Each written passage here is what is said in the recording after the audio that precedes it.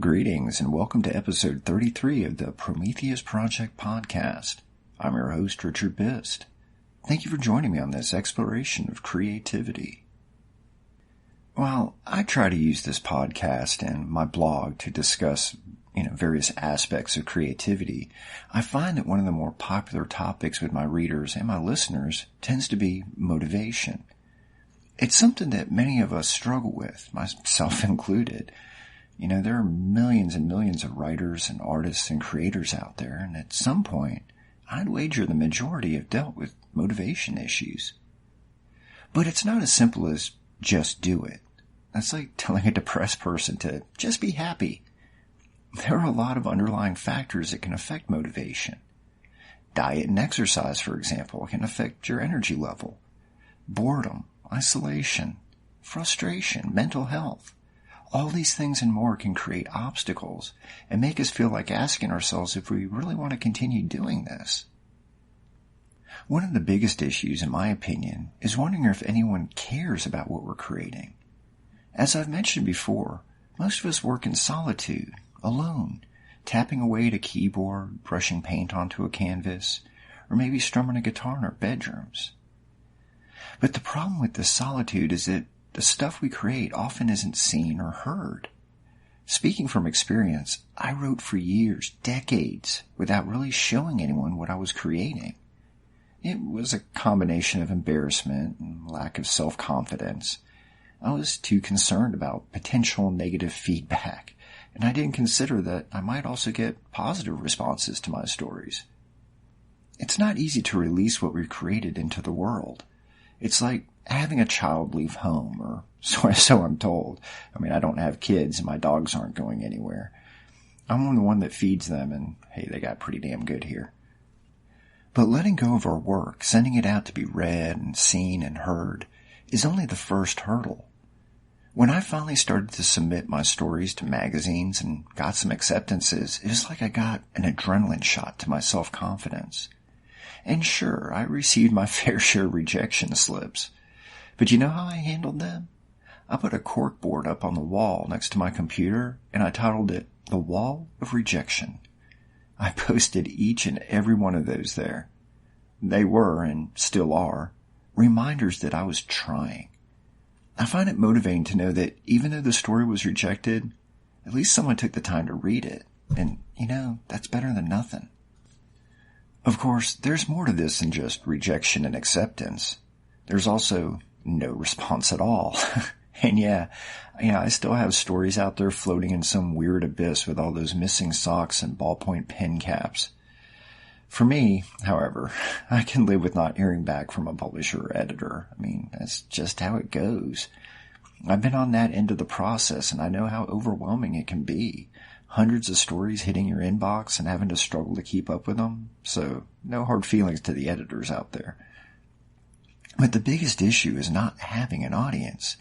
That's where the who cares comes into play, especially for independent artists and creators, those of us, like myself, who self-publish and promote their own work.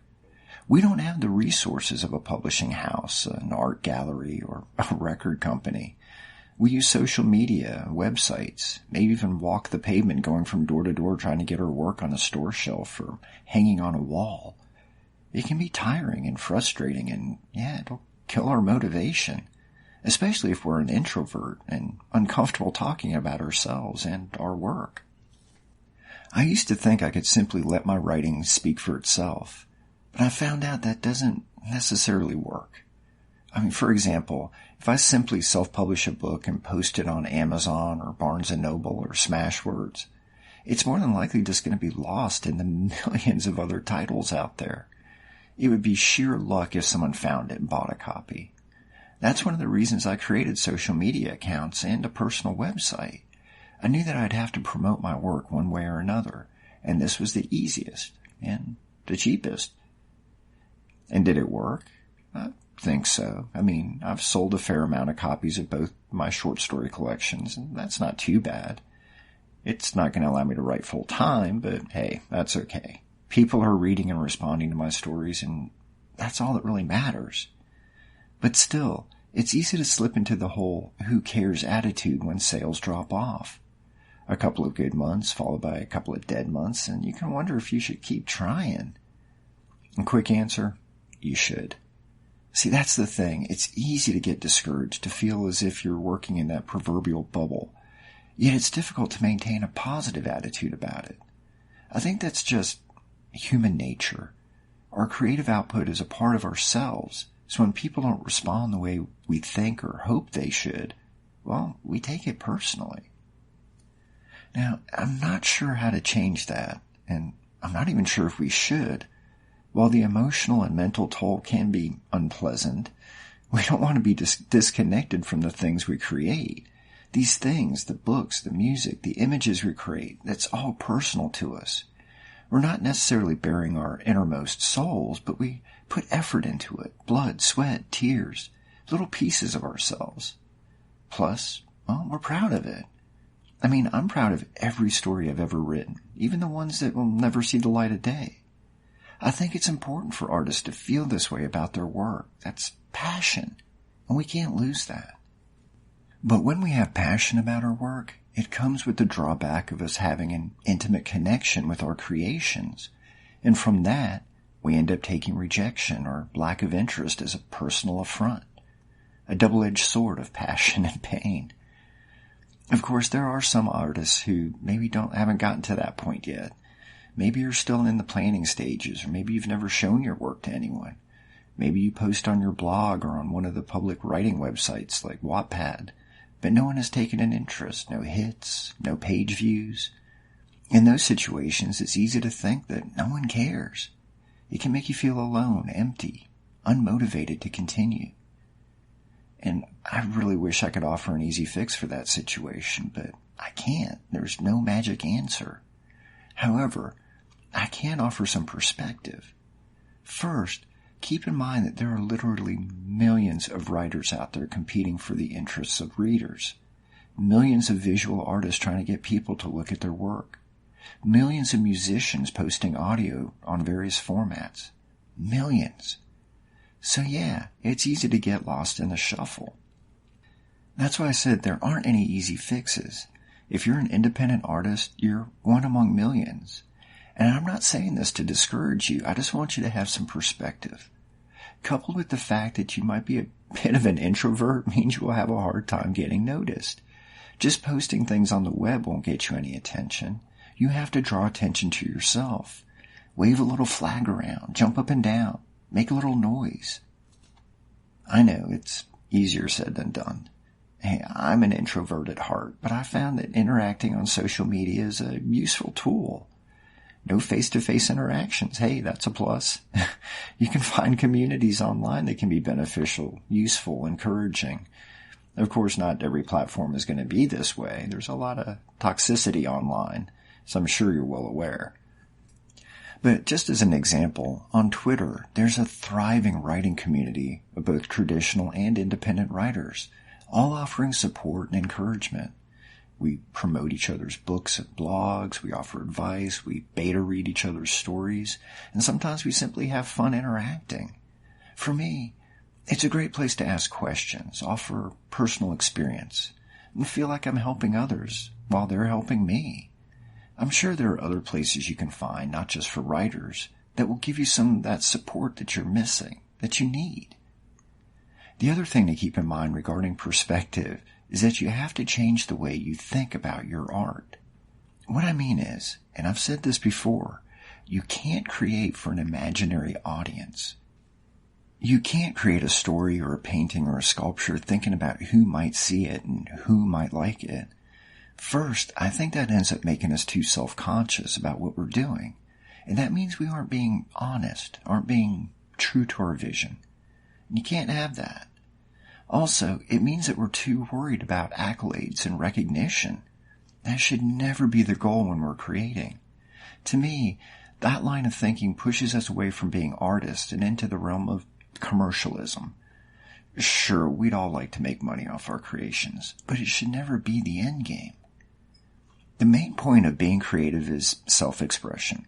We have ideas, visions, hear words and music in our heads. We see characters and storylines play out in our imaginations. We trigger emotions, bring dreams to life, create and destroy worlds. But we should be doing that for our own selfish reasons. What I mean is, we should always focus on creating for ourselves, entertaining ourselves, making ourselves laugh or cry, and most of all, surprising ourselves with the unexpected.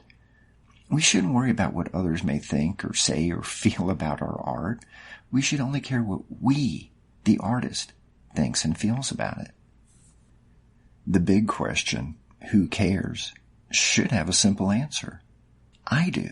I care about my creativity. I care about what I create, the stories I write, the food I prepare, the music I make. I care about getting it to match what I see or hear in my head. I care about expressing myself as best I can. I care about honesty in art, about being passionate, about being true to myself.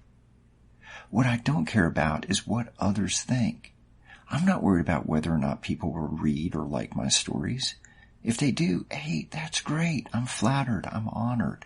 But I'm not going to let that weigh on my mind while I'm creating, or even after I'm done with a project. All that matters is that I'm happy with how it turned out, that it makes me smile, or laugh, or cry, or think. To me, getting a reaction from myself is much more important than getting a reaction from someone else. I mean, think about it. I write a short story, spend weeks or maybe even months drafting and editing, then I finally get to a point where I'm done with it. Then I go back and I read it one more time, and by the last sentence, I might have tears in my eyes or a smile on my face. That, my friends, is powerful. To be the person who spent all that time working on it and it still affects me, to me that means I succeeded, and that's what matters. I know, it can be tough to get your brain to look at things differently, but I know you can do it. Focus on making yourself happy first. Don't worry about an audience. Don't worry about whether or not people will like your creations, or if they'll even ever see them. None of that matters. What does matter is you, what you think, what you feel. Create things that you're proud of, that make you react on an emotional level. I can't promise that you'll ever reach an audience, but that's okay. You can be your own worst critic, but you can also be your best audience. Don't give up. All right, for this week's show closeout, I'm going to make you uncomfortable, but in a good way, at least I hope it is. Now, something I think most everyone can agree on is that we hate the sound of our own voice. When we hear it on a video or audio clip, we usually cringe. We sound weird, foreign. The usual reaction is, do I really sound like that? And turn it off. So here's the thing. I believe that we have to be comfortable with who we are, everything about ourselves. So I'm going to challenge you to listen to your own voice. I'm sure you have some sort of recording device, a cell phone, a tablet, a laptop, or hey, maybe you're old school and you still have a tape recorder or a video camera laying around. What I want you to do is this. If you're a writer, take a page from something you've written and record yourself reading it out loud. If you aren't a writer, then find something you like, a story, a poem, essay, whatever, and just pick a page to read. Now sit somewhere with very few distractions and hopefully a fairly quiet atmosphere. Then click record and read it. Don't think about it. Don't think about how you sound. Don't worry about stumbling over words or mispronunciation.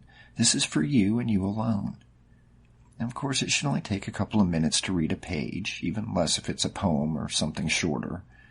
And once you've finished, listen to it. Listen to the sound of your own voice. Close your eyes and really focus on what you're saying, what you're reading. Don't think about how you sound or any mistakes you made.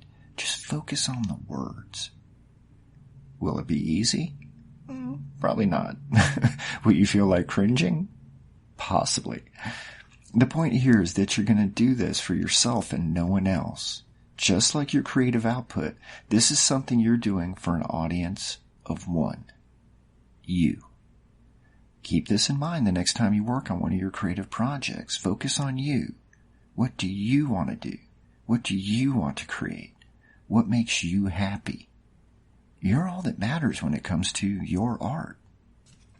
All right, with that being said and done, I hope you enjoyed this episode, that you got something positive out of it. If so, hey, feel free to leave a review or a comment on whatever platform you download or listen to this on. Tell your friends. Also, check out my blog, richardbist.com. You can also catch me on social media. And I've recently published my second collection of short stories, Reflections in Blue Water. It's available at Amazon and Barnes & Noble in ebook and paperbook format. And also, one last self-promotion, I'm still doing my cooking show. It's getting some interesting feedback. So check it out on my Richard Bist YouTube channel. All right, until next time, please be safe, be kind, be creative. Cheers.